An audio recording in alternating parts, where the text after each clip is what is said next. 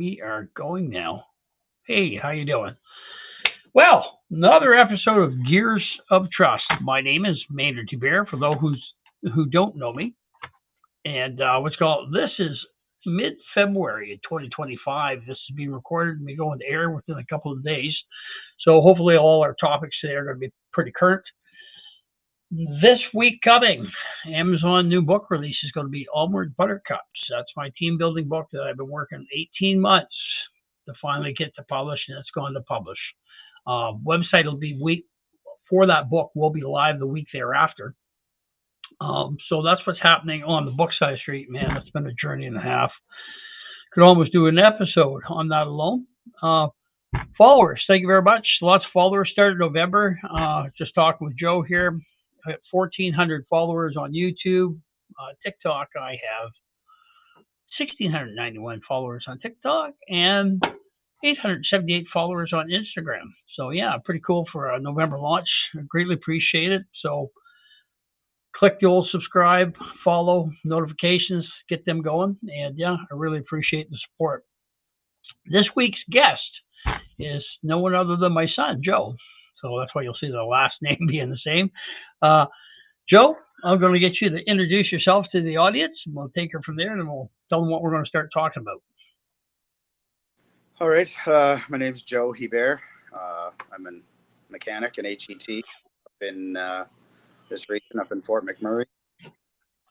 Been a mechanic for 25 years, been in Fort McMurray for 20 years. Been in all sorts of the industry, automotive mechanic at first, switched over to heavy duty, worked for the dealership for finning, worked for the oil sites. I worked for CNRL Horizon in the truck. And since the COVID vaccine, or since COVID came out, I've been working for a construction company. Cool. So let's go back in time. I guess we'll start with the fans. You followed me out after I came out. I came out here in the spring of 2002. So when did you come out to Fort McMurray from New Brunswick? So we're both from New Brunswick for the people who follow us. And all the fans out there, we're both from New Brunswick. Joe's an automotive mechanic. I'm an automotive mechanic. We came out here. I landed here at the Ford dealership doing check engine lights as an auto guy. Joe, when did you come out and where did you start, buddy? I came out in, I think it was spring, early spring, or April, like pretty much now, in 2004. It was 2004 when I came out here. I went to work for a company in town called Leo Roberts, L. Roberts Enterprise. So Leo's was kind of a staple company in the region. Did all kinds of welding. He had mechanics. He had people on site. He did automotive for the site. So his company was a pretty big company for the region. And when I started with Leo's, they were celebrating their 25th year anniversary. So they've been through all the bust and the boom and all that. So, but yeah, I was doing automotive, working on service trucks for them. Fixing Ford F-550 service trucks. Yeah. I went from that to I went to the oil sites. I went to Albion Sands with finning, hired on with finning, and did my heavy duty apprenticeship at Steel already. So it was a pretty expedited process, but got my red seal for on road and off road, and I worked for the dealership for 5 years, and then I went to oil. I'm going to get you to roll a little bit closer to your phone there, Joe, because your voice is breaking up a bit. All right. Yeah, that's good. That's good there. There you go. Perfect. Cool. So you did the finning thing, and then from finning at Albion went over to CNRL, correct? Yeah, that's right. I went to CNRL as a mechanic. I was lead hand when I started working there.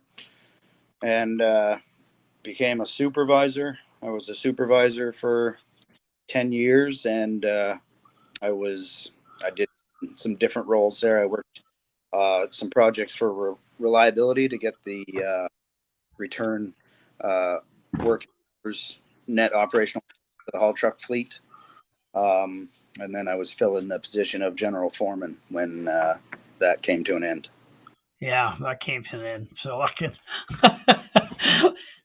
So I work kind of alongside with Joe at Horizon Site. Joe's on the trucks in the maintenance shop there and work into reliability and stuff.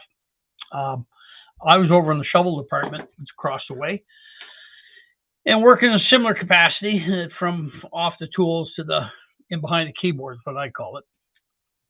So my journey with CNRL ended in 2018. Joe, you kept going after I left. Yeah. What brought your career? So your career was moving along pretty good. Yeah. So what happened with CNRL? Yeah. So I was, like I said, I started at worked into supervision, and then did some reliability stuff, and then the position of general foreman. And during the COVID pandemic, CNRL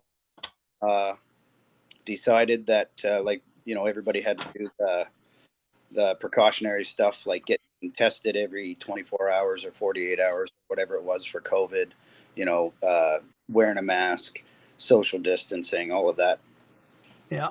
All of that. And And then finally, CNRL came out with a mandate that all of their workers had to get vaccinated. So I had COVID. I got my son got sick and tested positive for COVID. And then, I mean, my son lives with me at home, so I ended up also getting sick and tested positive for COVID. So I went through that for about a week, about 5 days. It wasn't too bad, pretty much a flu. And he was better in 3 days. I think I was better in 5, 4. yeah.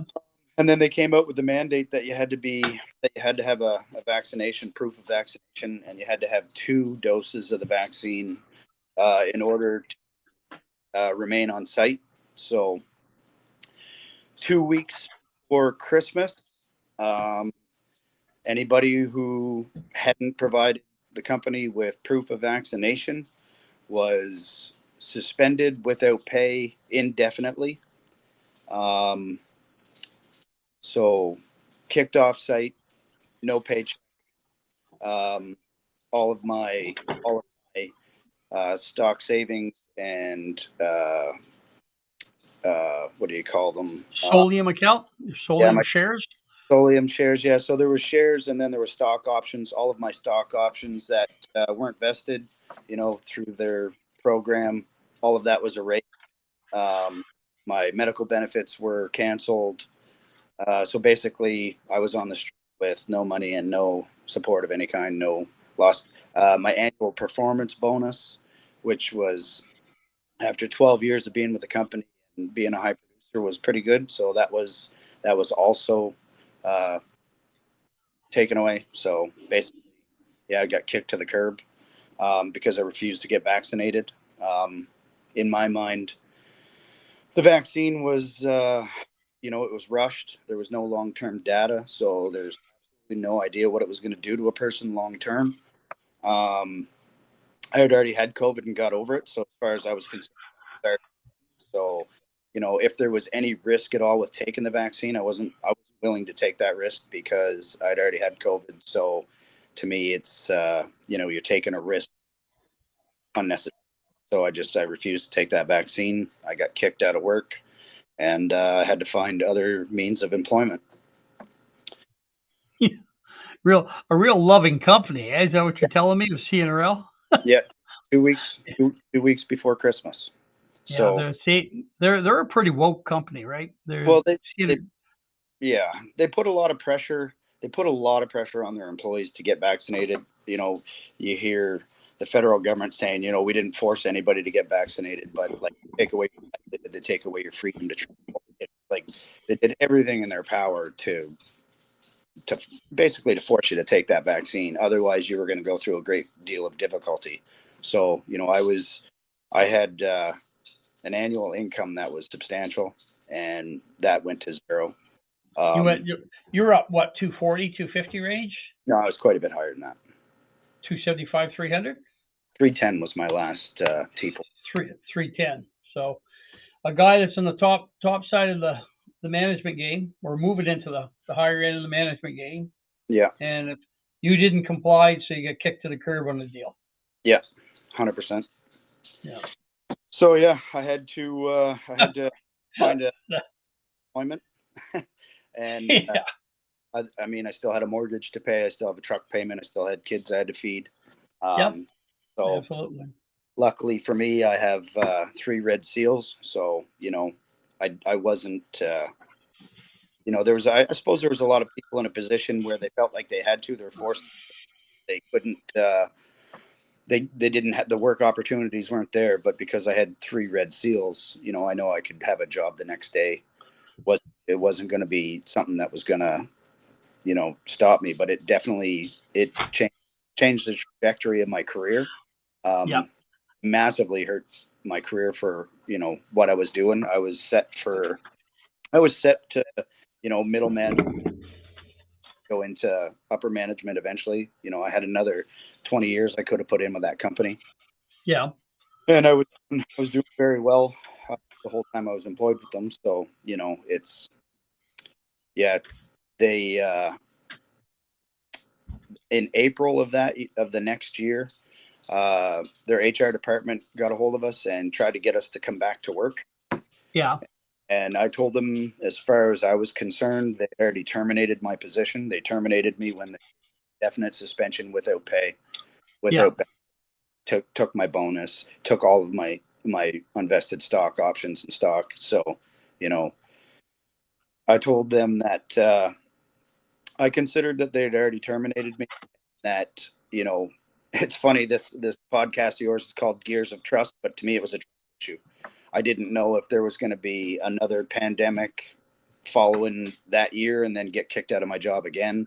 You can't trust a company to, uh, hold a policy that's gonna benefit their employees, when they've already demonstrated that clearly wasn't the case.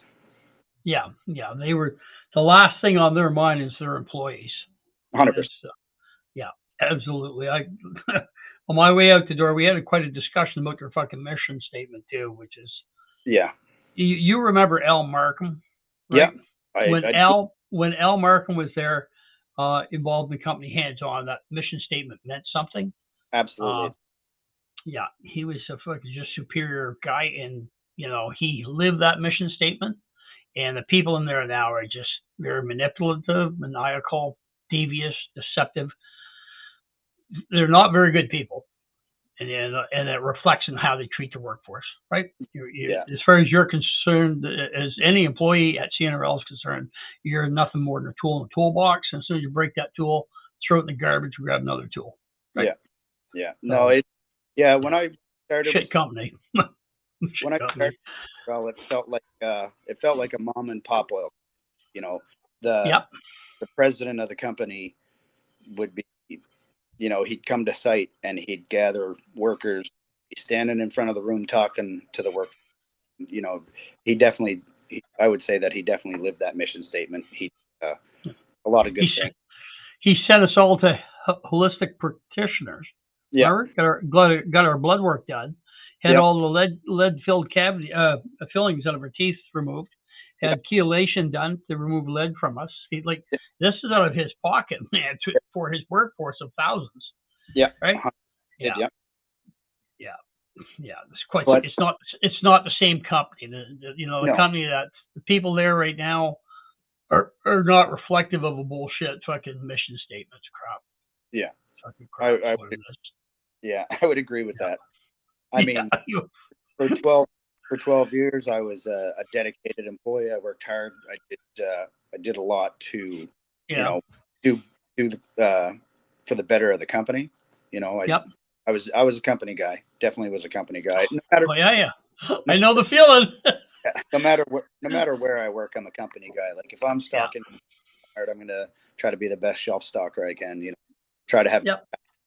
I take pride in what I do, and that was a real kick. So real wake up call, eh? Well, it changed the trajectory of my career. I could go back into that world. I took a job with a construction company in the city.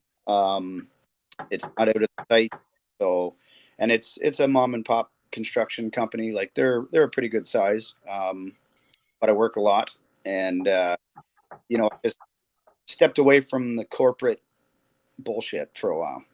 Yeah. Yeah. Like big company, corporate. Yeah. Ultimately financially can probably you probably have an opportunity for the most financially, but it's just big corporate bullshit that Yeah. I wasn't interested in that. Yeah. Yeah. It's not. How bad do you want your money, eh? Yeah. How bad do you want your money, right? Well, and as a tradesman with 3 Red Seals, I can go to work tomorrow somewhere. There's lots of companies that'll take me for sure. I've got a Oh yeah, hands down. yeah, Hands down. I've got a good resume and a good work ethic, so I've never worried. Like, there's a term they use out there, especially like when I started working at CNRL, you had to live in town. You couldn't camp. It was only contractors that were in camp there. Yep. And they kind of flip flopped on that to having all of their, or as much of their employees as possible in camp. Yep. So they went from they're now, I think, probably in the area of 80 to 85 in camp workers, so they can draw from a larger pool of people between BC, Alberta, Saskatchewan, Manitoba, even guys from the East Coast that come out for 2 weeks on, 2 weeks off, that kind of thing. But I don't like the idea of being a captive workforce. That particular term, captive workforce. What, here in Fort McMurray being a captive workforce, you mean? No, we're working at site. At site. Yeah, if you're working at these sites, it's basically captive workforce, which to me means you know indentured servitude, next best thing to it. Yeah. You're flown in, kept in camp, kept in the dark, and flown home. Yeah. That's where you're going with that. Yeah. I see that. Yeah. Well, we talking such great things about integrity and oil and fucking fixing shit and stuff like that. So, I guess the old man kind of loves Donald Trump, huh? Yeah, absolutely. Yeah. So, what do you think of being in the 51st state? That's an interesting one. I'm not a fan of the idea of it. What I am a fan of is, I believe that their constitution and their Bill of Rights is more fortified. Um, things like the Second Amendment and freedom of speech; those are in their amendment, or those are in their constitution. And as you know, in Canada, I'm a sports. I hunt. I fish. I spend time outdoors. I do a lot of shooting, and our government is doing what they can to, the way I see it, trying to disarm the masses. And they're trying. There's a huge attack on freedom of speech. You don't have to like what I say. I should have the right to say it, whether you like it or not. But then they've passed laws that consider some speech hate speech, which to me is a slippery slope, because hate is something that's determined by who determines what hate is. It's far too interpretive, and they can slowly move that goalpost and keep moving that goalpost to the point where no matter what you say, you're breaking their laws, and next thing you know, they're sending the feds for you. You see it happening in Europe right now with their Great Britain, that's happened already. Yeah, you see that with their hate speech laws, where people are posting stuff on Facebook that are getting arrested and getting jail time over stuff they're posting on Facebook, which that's a dangerous road. It's a dangerous road, and there has been erosion of civil rights and civil liberties in this country, and in the Commonwealth. Europe is terrible. Australia and New Zealand have also taken a beating on that. You've seen it during the pandemic, and to see a complete conservative sweep in the States, to me, is um, a step in. It's a move. It's a move in the right direction, and it's spoken by a lot of people because it was a dramatic win. They won the House, they won the Senate, and they won the presidency. So, they're going to be able to battle this attack that has been on the middle class, on freedom, on uh, regular, like just people's lives, people's everyday lives. It has been actually orchestrated attack on the commoner. 100% it has. Yeah, no question Yeah, about. there's no question. Like if you don't see that, one of the big problems I see in our country, and I expect it was probably the same in Europe, is apathy. Now I'm going to say I didn't pay a great deal of attention to politics most of my life, but when the Liberal Party won, and the damage that they've caused, with uh, over doubling our debt, uh, raising taxes, spending money spending money that every Canadian has, they have to pay that money back. They're adding debt to every Canadian, and to me, in my mind, it's 100% to break the middle class. You know, um, Divide people, control them, erode their civil liberties. If you went back to 1950, a man and a wife could have 3 kids, 5 kids, whatever one of the parents would be working. Usually it was the man back then, but a man could work. He could buy a house. He could buy a car. He could take his family on a vacation every summer. And now, if you have a family with only one person working, you are very guaranteed you're paycheck to paycheck at best. You're probably choosing which bill you have to pay. Because you can't pay them all, so you got to figure which one's got the smallest penalty Yeah, for not paying it on time. And otherwise, you have both people working. So if you have both people working, who's raising your kids? The school is, babysitters are, but you don't have enough time to spend the time you should be spending and raising your own children. So it's been a complete erosion of what Western civilization has built. Yeah, it's since the onslaught of this entire thing, Joe, I've lost so much faith in so many fucking institutions, um, you know, federally, provincially, that I can't get into it, man. I've lost faith in the schools. The Yeah, schools aren't schools; they're indoctrination centers. yeah, I've lost faith in the healthcare system because it's geared to fit you into the compliance of the Alberta or the provincial or federal mold. yeah, So their diagnosis, they could almost put your symptoms into what you call it and get a provincial recommended solution to your problem. If not, you don't fit in the mold. Here's your medically assisted dying program for Canada. Have a nice fucking yeah. day. Well, yeah, Um, and you're not getting that assistance anyway. You're not getting, like, no, they're gonna plan to give you in 6 months' time or in a year's. We our medical system that we pay all these taxes for should be one of the best systems out there. on Where the you planet should be. where, where you Yeah, get where you get free healthcare, but you don't get free yeah, healthcare. no, You pay healthcare, and the healthcare is so poorly managed. Same with the education system, poorly managed, and you have all of the universities that are also indoctrinating indoctrination centers. Yeah, yeah. indoctrinating people who are going to be the leaders in your country for the Yeah. next 20, 30 years. It's Yeah, when I go to hospital, I see a nurse now.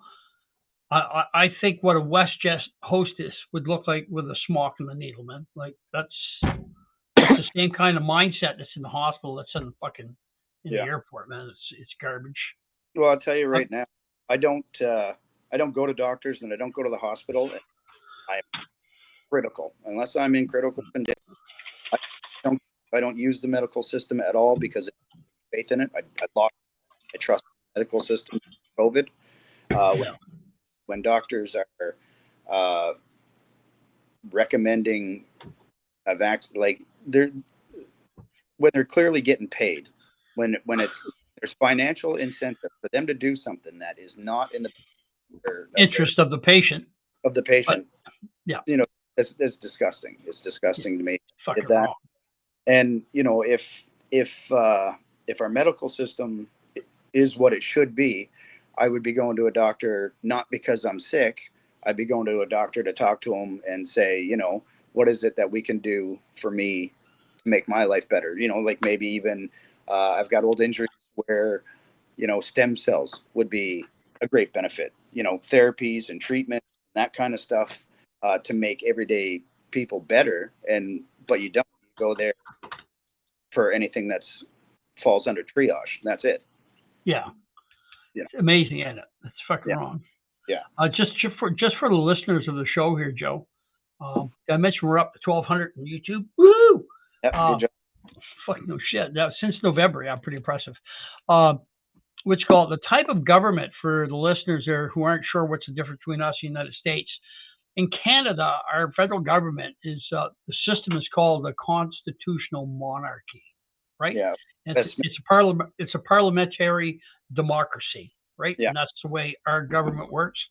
And we do have a Senate that ascends legislation. So once we have rules being passed and they get third reading in the House, then they go to the Senate, and then basically the Senate rubber stamps it and it becomes law.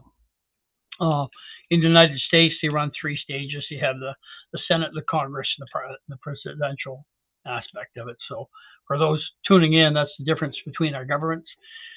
Our governments is very easy to see with the parliamentary system. Once you have a majority, be it a contrite majority or supported by a terrorist of India, that's propped up because the old jagbag, man, he's got a fucking warrant for his arrest in his home country, right? Can't go back there, right? Amazing. Yeah. But anyway, when you have a government propped up like that, it's amazing just how much can be hidden from the public. Yeah. And right now, we in Canada, we're in that itchy mustache here. We're in that situation where we have a pro-parliament. Parliament's frozen because the Liberal Party won't disclose information in regards to money being missing. So that kind of froze Parliament, and it's a catch-22 situation where it's a blessing, because if Parliament was open, the Liberals could force through that legislation in relation to hate crimes that you were talking about, Joe. Yep. And then the same as fucking Buddy in Great Britain with a Facebook post. So the gentleman's name is Jordan Parler, and he's 28 years of age. He lives just outside the English city of Leeds. And what he said on his Facebook page, so they had a lot of immigration in there from new Canadians, and they're all stocked out. The government of the day in Great Britain and in London housed them up in a hotel. The name of the hotel was the Britannia. How classic, eh? His post on Facebook said that, quote, every man and his dog should smash the fuck out of the Britannia Hotel. And that landed him 20 months in prison for that statement on his Facebook post. And it wasn't even current to the time. They went back on his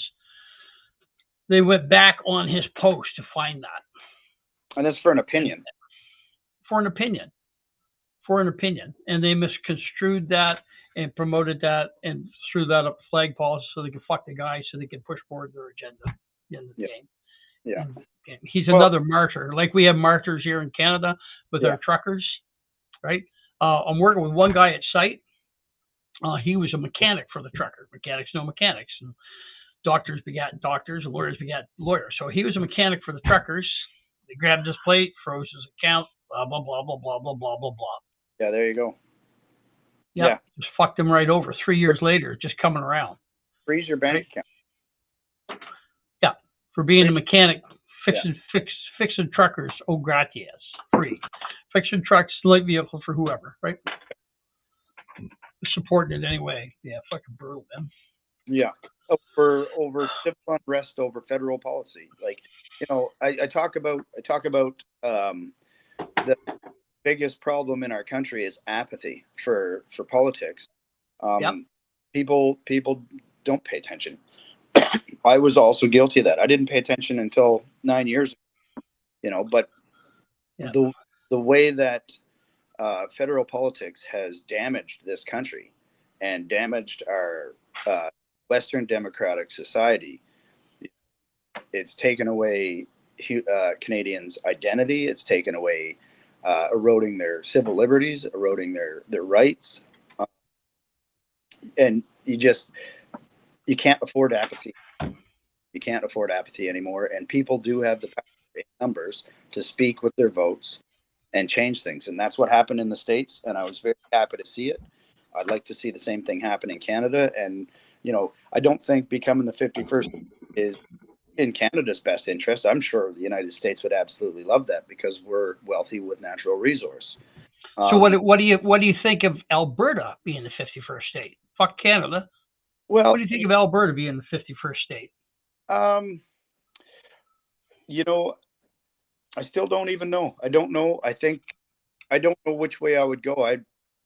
I've always been a Canadian federalist, but to see what Quebec did in what the 80s or 90s when they were trying to separate and difference in their own legislative body.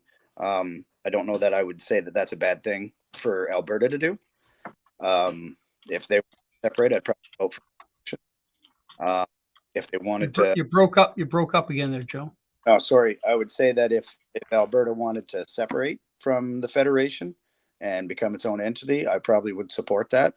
I'd hate to see, to me, I'm a Canadian. It would be a heartbreaking thing to see Canada break up, but the federal government is the enemy of the people, and it should be the voice of the people. Yeah. Yeah. Yeah. So like they're there to do the will of the Canadian people. And when you look at where money is spent, they spent, I think I saw it today was 20 million, 40 million, or 60 million. I'd have to look back at the article, but it was to teach people not to defecate in public in Ghana. So why are Canadians paying for that? Why are Canadian taxpayers $1 for that on the hook? Yeah. Our financial report came out for the spring with a $61 billion deficit, driving inflation, ruining the middle class further, damaging people. They want to increase carbon taxes, which is absolutely ridiculous. And people need to stand up and do about it. Yeah, it's absolutely wrong. So, looking at our big brother south of the border, what do you think of Elon Musk going through the U.S. aid program, USAID? What do you think of that?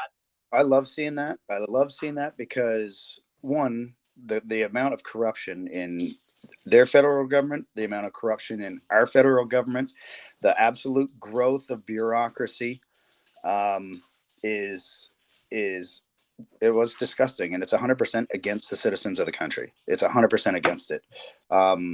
There was I seen an article about that's being passed around the States federal government right now.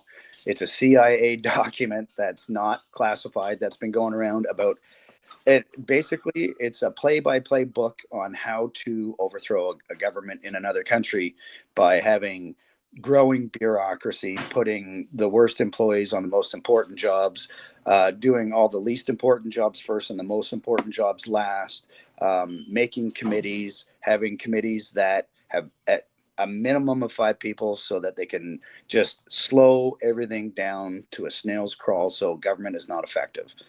And to see Elon Musk and his group for Doge, for the Department of Government Efficiency. Yeah. I would love to see that. I would love to see that in Canada. I'd love to see the. Have you heard what he has for his members, like his team? I have, yeah. Yeah, I'm very well aware. He's got a 19-year-old high school fucking graduate that was a computer hacker that has reformed his ways on this team. Yeah. So if you think you're gonna hide shit in your computer, guess what?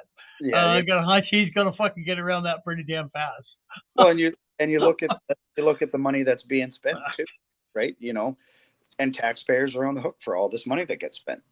Yeah, like they sent it was $80 million they sent to Haiti for relief when the Clintons were in power. Yeah. And Doge has uncovered already that $3 million of that was spent on what's her name, Hillary Clinton's daughter. Yeah, Chelsea. Her wedding. Chelsea Clinton. They spent $3 million of that money on her wedding. Yeah. And bought her a $10 million mansion. Yeah. Well, out of that money, and they still yeah. haven't figured out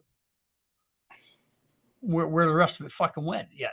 Oh yeah, 100%. Well, they spent $40 billion with a B for building charging stations for electric vehicles in the United States, and they built 8. Yeah.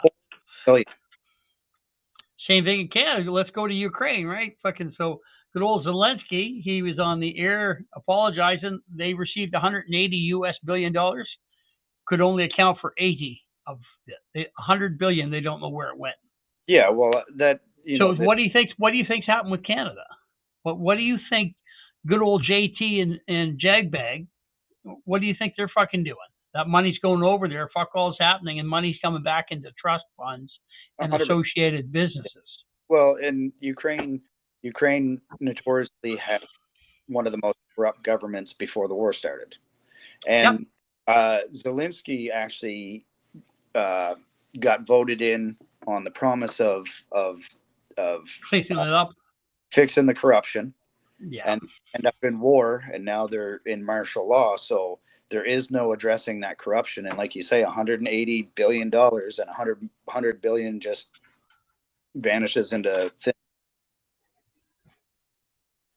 Yeah. You know, literally vanishes.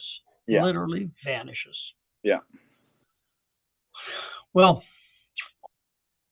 I don't know, my son, if we get a conservative government in place because of the Senate, the way it works in Canada here, if he could even fucking fix the shit that we're into. Myself personally, I think Alberta should roll the fuck out of Canada, and that's going to do a lot for Canada. It's going to give them that net zero that they wanted. As soon as Alberta's gone, the bad boy's gone. Yeah. Donald Trump's going to look after us. I can tow my bass boat right through the fucking Montana and not fuck with Canada customs anymore. Yeah. And that bullshit. It opens up so many doors. Then the next thing is those folks from Quebec that don't have an appetite for a pipeline. They don't need a pipeline. When I was fishing, you remember when we fished in Quebec in Berkeley B1 series with the boys and all that stuff down there? Those red and white freighters that come in the Gulf of St. Lawrence, that's oil shipped from Saudi Arabia by Canada Shipping Lines. Yeah. Canada Shipping Lines is owned by Paul Martin, who was a former Prime Minister of Canada, Liberal, by the way. Ultramar, the gas stations throughout Atlantic Canada when you were growing up in Eastern Canada, that was owned by the Trudeau dynasty, buddy. Yeah. Well, and you have Mark. When those freighters are coming in and the fuel's coming in, Trudeau's and the Martins and all the elites in the Liberal Party are making money hand over fist. Oh yeah, 100%. Well, you have Mark Carney, who's unelected. Invested heavily in oil companies in Nigeria and putting the brakes on it. Yeah. Yeah, he's another climate zealot that fucked us up the ass so we couldn't get oil to pipe water to Tidewater, and goes and spends billions of dollars in other companies on oil pipelines. Yeah. Yeah. This is the best the Liberals have to offer Canada, buddy. But I think that I think the common Canadian has, no clue about most of this. And I think over the last couple of years, they've really started to open their eyes and people are starting to wake up to it all. But we're not there yet. We're definitely not there yet. No, not even close. Well, maybe we can wake them up a little bit. So back in the day, in 1980, we had the National Energy Program. Yeah. Trudeau's old man. And that's when his old man wanted, it was created under the Liberal government, another majority government, right? Yeah.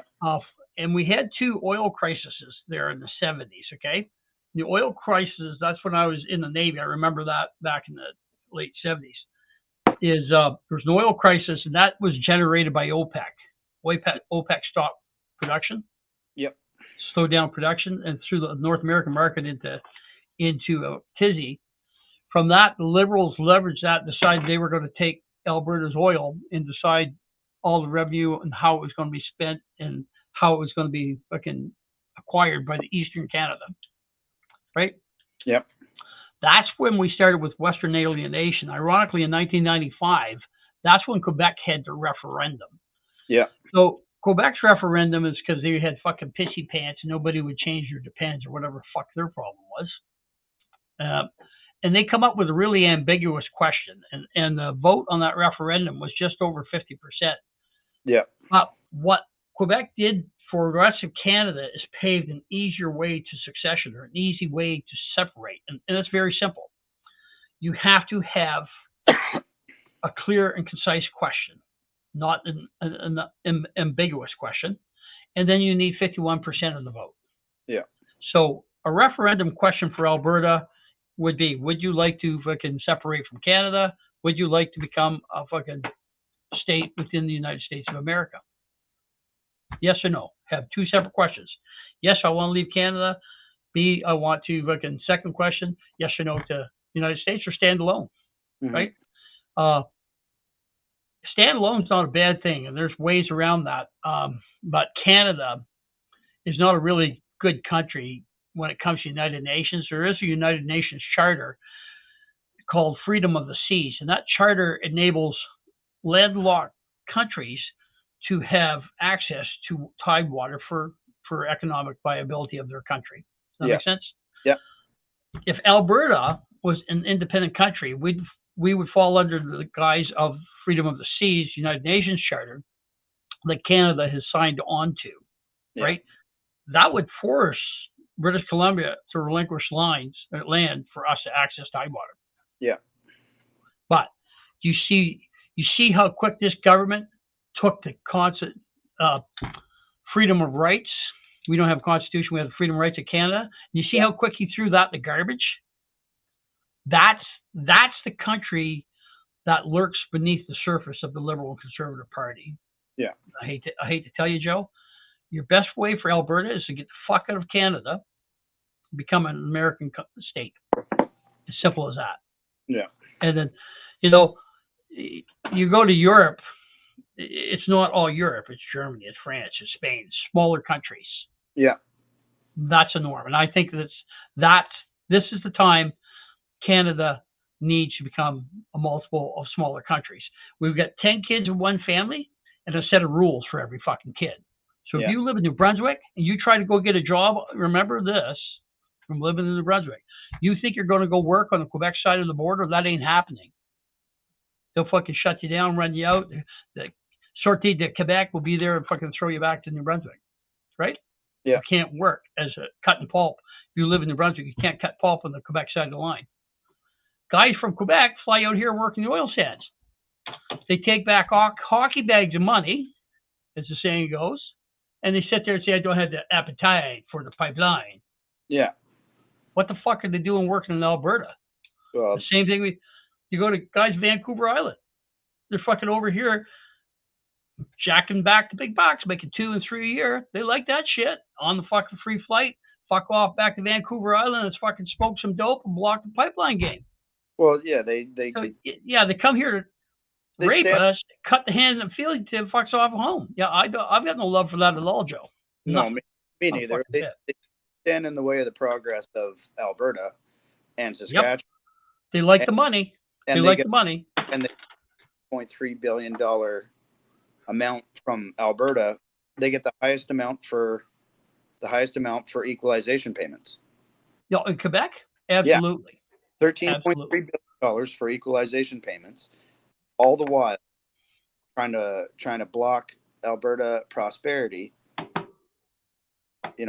That's disgusting all on its own.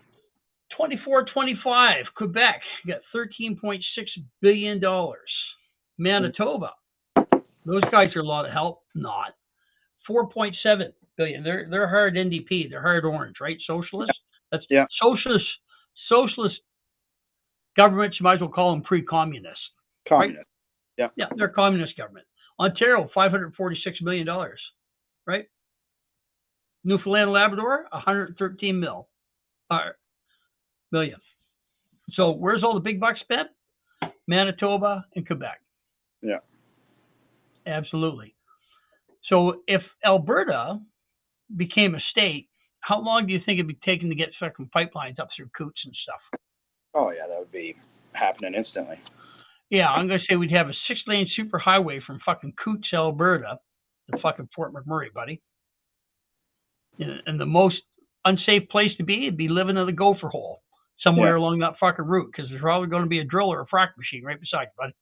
Yeah. Yeah. Absolutely.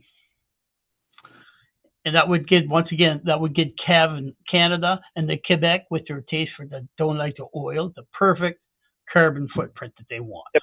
But they I'm fucking good with that. They love oil. Yep. They love absolutely. Oil. They don't love Alberta oil. Yeah, they love blood oil. Mm-hmm. They love blood oil, right? They love it from OPEC.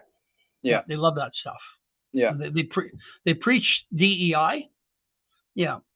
Tell me what happens if you're gay in Kuwait. Yeah. Yeah. Hope you can skydive off of rooftops, because that's what you're doing for pastime, buddy. It's hugely a hip. Yeah. Brutal. Yeah. It's brutal.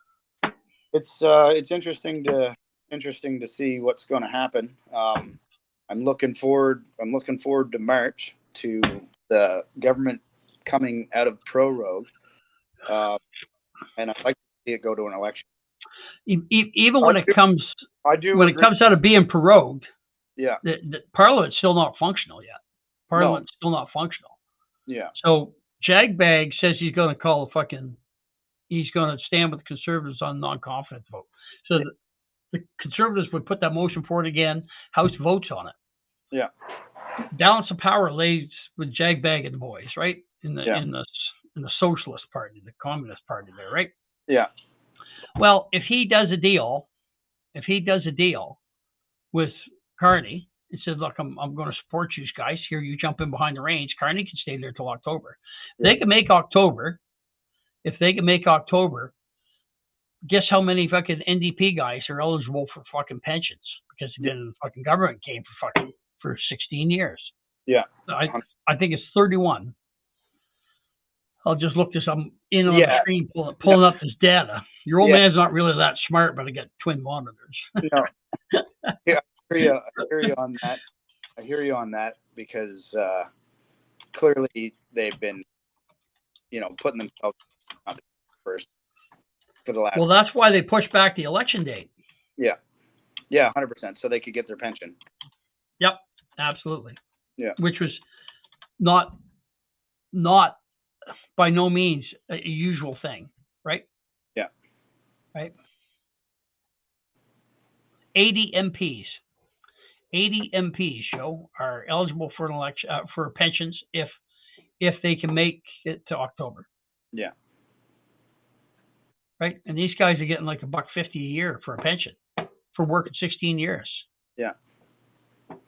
Right. So all the taxes you would make in the rest of your life, you might pay for a couple of those guys for a couple of years. Yeah. Right. Brutal, isn't it? It is brutal. It is brutal. Yeah. Yeah. So, yeah, it's we're in a real mess. Well, let's talk about the institution we can have more faith in. How about the RCMP? I have zero faith in it. What a fucking joke that is. Well, it's a federal. I don't touch anything federal, but that's a federal directed force. That says on the side of their car to maintain the droit, so uphold what's right. Yeah. Now they need to change that. You know what the new slogan should be? They showed their colors during COVID. They showed their colors during COVID, 100%, and during the convoy as well. But their new saying, let's just be right up front with it, is control through compliance. Yeah. That should be their new slogan. Yeah. Right? They're not there to serve and protect. No. Get that out of your head. EPS, Calgary Police, those guys are not there for the public. control through compliance. That's what they're all about. They're like WestJet stewardess or hostesses with firearms, is what they are, right? Yeah. They've got the same level of education, 6 months of training. I'm going to give them gun. I'm going to give them authority. And all they do is they take the direction from the man, from the politician of the day. And you see it in Calgary, really, really bad. Yeah. Really, really bad. With You see it. Yeah, yeah. Policing in Canada is fucked. Yeah. It's not policing. It's brown shirt from 1945 is what it is, Joe. Yeah. This is the same crap that was implemented in 45. It's the same game. Different names, different players. It's the same game. This is, Yeah. and like you said, apathy is going to bite Canada in the ass. And personally, maybe you're younger and more hopeful than myself. I'm old and cantankerous. We both know. Like I've got, you know what? Yeah. What 65 years have taught me is how corrupt politicians are. Yeah. How corrupt the police system is. How corrupt the health system is. We know in Canada the media is fucking garbage. Yeah. That's an instrument of the state, the media. Yeah, the media is ridiculous. Like, I mean, mainstream media at this point has gotten zero value. Zero value. And you talk about mainstream media. The biggest name we should talk about is the CBC. Funded by, it's basically a propaganda wing of the Liberal government funded by taxpayers. Yeah. You know, it's disgusting.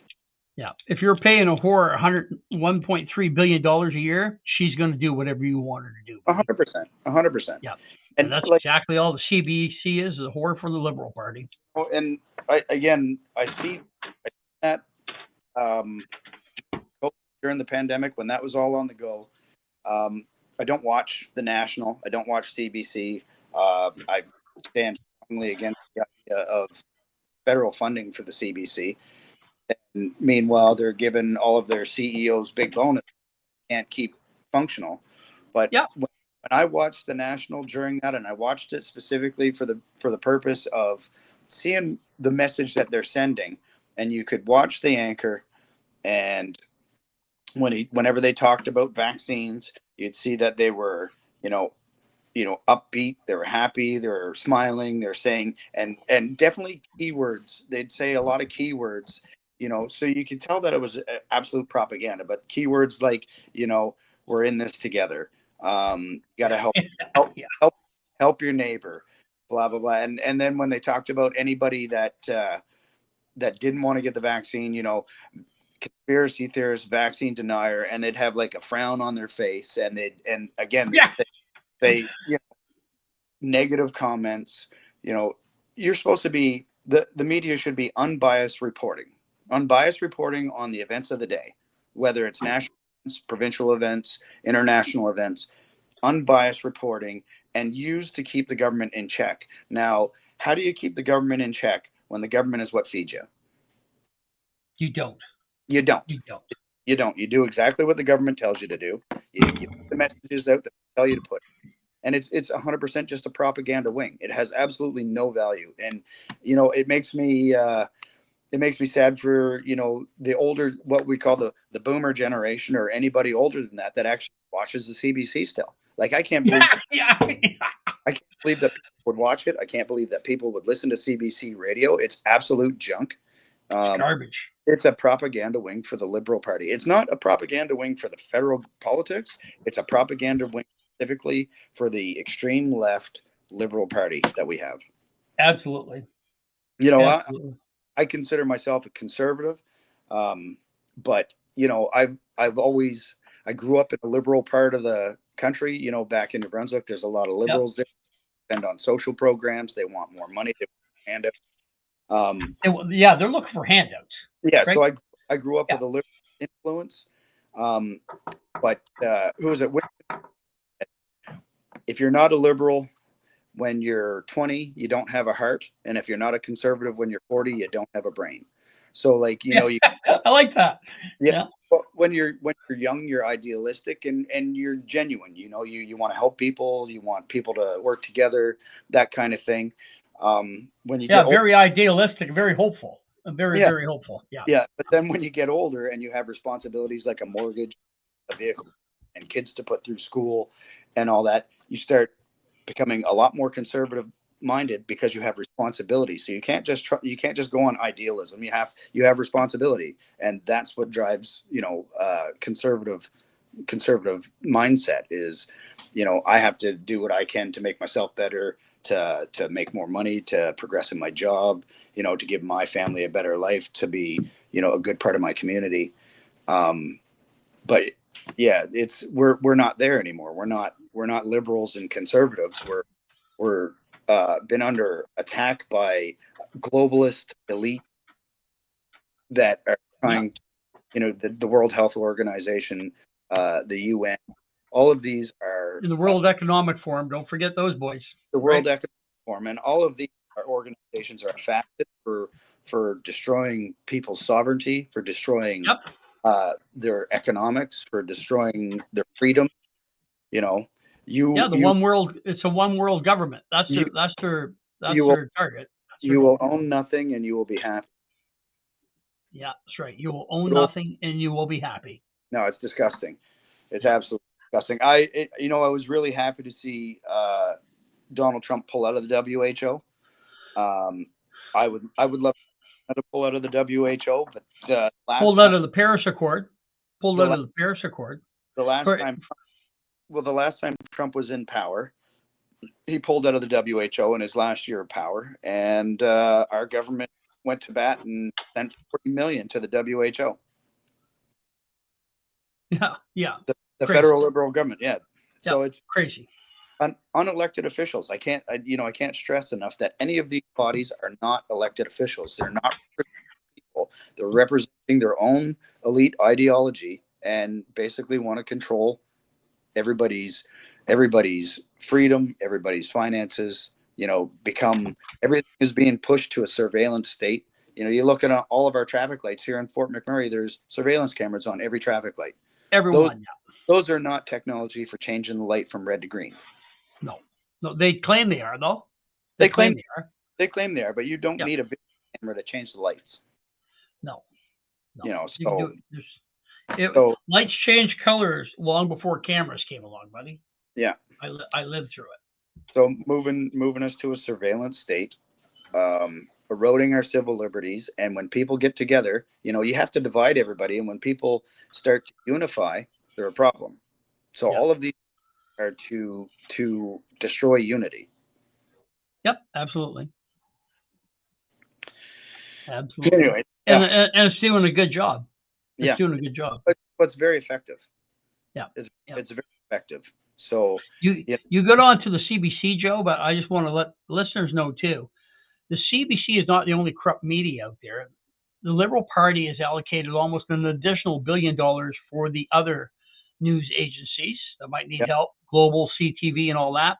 Those funds initially were allocated by the president of Unifor, the union, Unifor. So Mr. Diaz, he determined which news media outlets were going to get how much. That was his job. Once again, non-elected official, friend of the Liberal Party, blah, blah, blah, blah. And guess what?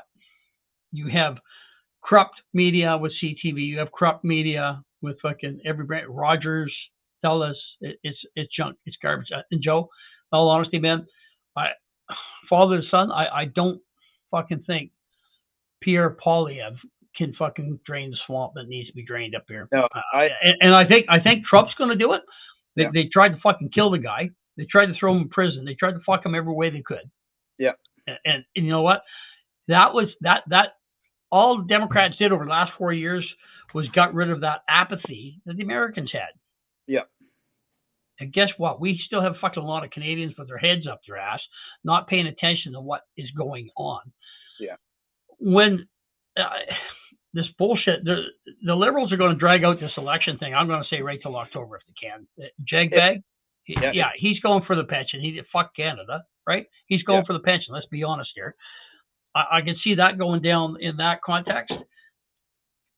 So Poilievre gets in power. How many moles does he have within his organization? Well, yeah, and you also have the You liberals right now are appointing senators, yeah, yeah, yeah. right? So that's going to block legislation on the next level up. The next level up, yeah. So do you see how the whole parliamentary monarch Yeah, no, system has to be taken apart to yeah, fix this right? And you see what's happening stateside? Fucking yeah, Elon Musk is in there wreaking havoc, and guess how much he's getting paid for that? Zero. I yeah, want to see his $14 million or $40 million ads for Super Bowl. yeah, He took out 3 ads with his own money to tell the American public what he did with Doge so far. yeah, Donald Trump's pissed off. He's fucking pissed off, and I don't blame the guy. You tried to shoot me once. You went through my wife's fucking drawers, searching for documents that I was entitled to fucking have. Joe Biden, who was vice president, took presidential documents home, threw them on the fucking floor in his garage. He didn't even bug him because, he's too old yeah. to charge, Well, right? and Yeah. So I, Trump, he's pissed off, and he was in there 4 years, and he learned where all the fucking rats were and the moles. yeah, All the rodents that are in the slime are hiding in there. So when yeah. he comes in the USA, 90% of the employees are gone. Guess what? Yeah, that's the right thing to fucking do. Well, And yeah. then start on qualification base. Can you do Well, the job? Yes or no? You can't do the job, get the fuck out. I don't care if you're running purple, green, you like boys, girls, or dogs. I don't care if you're in the bestiality or what. You can't do the job, get the fuck out. yeah. As simple as that. And, Well, and start cleaning the whole system up. well, in both countries basically have a two-party system, and for far too long, it didn't matter which party it was. Yeah. Whether Yeah. you were red or blue didn't really matter, because the corruption and the self-serving people that are running the countries, they might have switched from one to the other over the years, but really not a whole bunch has changed. The one thing that I see with the federal government in the United States is the team that he has put together, with Elon Musk, for government efficiency to reduce the bureaucracy. Tulsi Gabbard. Yeah. She's a Democrat. Was a Democrat too. She was a Democrat. She was a medic in the military. She served two tours. Of You got duty. RFK, who is fantastic on the health side of things. Always has demonstrated a great Cash Patel. Cash Too, Patel, right? Vivek Ramaswamy, like I love Vivek. yeah, I love Ramaswamy, but he's working in the shadows with Musk, right? But the thing is, the team that he put together are true to the mission. Yeah, they're true to the mission and faithful to the flag. Yeah, it's a demonstration of change for patriots. Yeah, absolutely. So, and I would love to see something like that here. Fuck no shit. Guess what, Joe? We're at an hour and 3 minutes. I'm gonna fucking shut us down. Yeah, I could rant about this stuff for a long time, quite honestly. Well, that being said, fucking if any of our listeners out there would like to see another go at this with Joe and Dad there, and to go through our venting exercise here. Yeah. It felt good. I'll tell you, it felt good. Joe, I'm going to ask you to stay on once I shut off the recording because I'm downloading and stuff, so it might take another 5 or 10 minutes. So we're going to carry on this dialogue in the background. If you want to see more of Joe on here, by all means, drop me a line. Facebook Messenger is the best way to get a hold of me. I've got 1,900 I said on TikTok, 1,400 on YouTube, 800 on Instagram. Lots of followers coming in line. Send me a message. Don't forget to like, subscribe, and hit the notification bell too, right? So that way you know when the new episode's getting dropped. I'm dropping every Friday. This Friday I didn't drop because I had Rob Hilditch on from Social Chemistry, and we're talking about suicide. Really fucking important subject. So I carried that through, and I had a paid promotion in the background trying to drive traffic to Rob's website. So that carried a little longer. And Brian McNeil, our tattoo artist, is what you're seeing right now. Joe's episode is going to drop this Friday, so that's really, really cool. That will be the 9th today, Joe. That will be the 16th, I think, 15th or 16th. This episode is going to drop, which is really, really cool. Things to watch for in February is going to be on the bookshelves. It's going to be Onward Buttercups, and that's a layman's guide to building teams that can get shit done. And that's exactly as it's worded. Following up on that, then moving into May, I'm looking to have an active website where you can actually go in and get an expanded course based off of that book if you want to build the teams or improve your abilities as an employer or an employee. So if you want to make your workplace a little bit better, there's information within that course that you'll be able to buy and self-teach yourself, right? So that's what's coming up right quick. I just finished some coursing over the last 2 days on public speaking and that, so I'll be tying everything all together with the podcast, the website, the book, and some public speaking stuff. So by all means, it should be an exciting 2025. I'd like to get all my little projects completed this year, and then 2026 be a year of execution and implementation of all the things I've created this year over the last 2 years. So that's cool. Thank you so much for following. Joe, thanks a fucking gazillion for hopping on with me. Don't go away. I'm going to close off the recording. Yeah. Gears of Trust. Let's try to get it up there, guys. Like, subscribe, notifications. Thank you for watching, and we're going to let you rock for now. And Joe, I'll be happy to have you back anytime. Yeah. Thanks for having me. I'd be happy. we get a lot more talking to do. All right. Thanks for watching, everybody. Bye-bye.